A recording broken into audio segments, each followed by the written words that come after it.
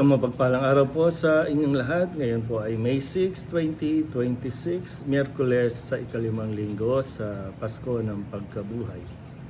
Ating pong unang pagbasa at pagninilay sa araw na ito ay hinango mula sa mga gawa ng mga apostol, chapter 15, verses 1 to 6. Noong mga araw na iyon, may ilang taong dumating sa Antioquia mula sa Judea at itinuro sa mga kapatid ang ganito: kapag hindi kayo nagpatuli ayon sa kautusan ni Moises, hindi kayo maliligtas.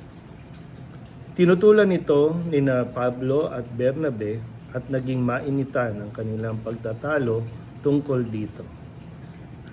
Kaya't napagkaisahang papuntahin sa Jerusalem sina Pablo at Bernabe at ang ilan pang kapatid sa Antioquia upang makipagkita sa mga apostol at sa matatanda tungkol sa suliraning ito. Sinugo nga sila ng simbahan at pagdaan nila sa Phoenicia at Samaria, ibinalita nila ang pagkahikayat sa mga hintil. Ito'y labis na ikinagalak ng mga kapatid. Pagdating sa Jerusalem, malugod silang tinanggap ng mga apostol, ng matatanda at ng buong simbahan, at isinalaysay nila ang lahat ng isinagawa ng Diyos sa pamamagitan nila. Ngunit tumindig ang ilang mananampalatayang kabilang sa pangkat ng mga Pariseyo at ang sabi nila, kailangang tuliin ang mga hintil na sumasampalataya at utusang tumupad sa kautusan ni Moises. Nagpulong ang mga apostol at ang matatanda upang pag-aralan ang suliraning ito. Ang salita ng Diyos. Muli po, isang mapagpalang araw sa inyo pong lahat at sa puntong ito ng ating unang pagbasa sa mga gawa ng mga apostol. Isa ito sa mga tinatawag nating council. Ngayon meron tayong narinig, diba, na Second Vatican Council at marami pang mga nauna. Pero kung tutusin, ito po ang pinakaunang konseho na ipinatawag para solusyonan ang isang suliranin. At ito nga ang tungkol sa tradisyon at kultura ng mga Hudyo na kailangan silang magpatuli. Pero sa kanila pong pagninilay, katulad ni Pablo at Bernabe, na sinugo sa mga hintil, pag sinabi mga hintil, ito yung mga kabilang dito yung mga hindi tuli. So ang mga Hudyo ay tuli dahil nga sa practice nila, no, na sa bawat sanggol, pagdating ng ikawalong araw ay tutuliin. Panahon pa ito ni Abraham na ito po ay gawin.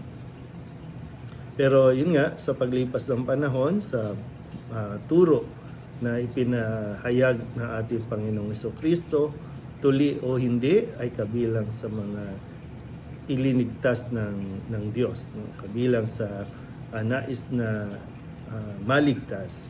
Kung kaya't ito po ay isa sa isang suliranin na kanila pong nilutas. Sa mga susunod na araw, matutunghayan natin kung paano ito mariresolba. At marami pang mga council o konseho ang ipinatawag para humingi ng gabay sa Espiritu Santo kung ano nga ba ang nais na ipahiwatig nito.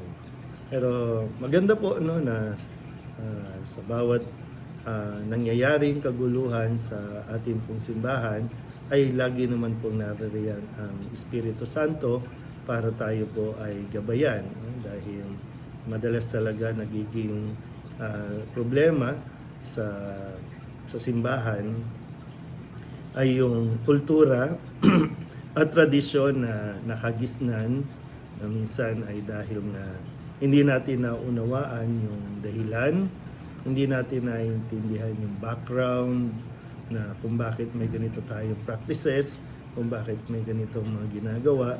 Kung kaya't kapag meron pong dumarating, pwedeng sabihin na binabago, pwedeng sabihin inaalis, no, ay nagkakaroon talaga ng contradiction o minsan talaga nagkakaaway-away ang mga tao, mga parishioners, kahit mismong nasa loob ng simbahan, nagkakagulo sila dahil dito. Pero ganun pa man, sa tulong ng Espiritu Santo, magiging maayos din naman ang lahat.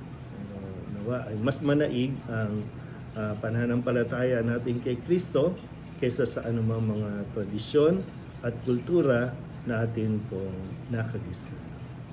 Muli po, isang mapagpalang araw sa inyo po.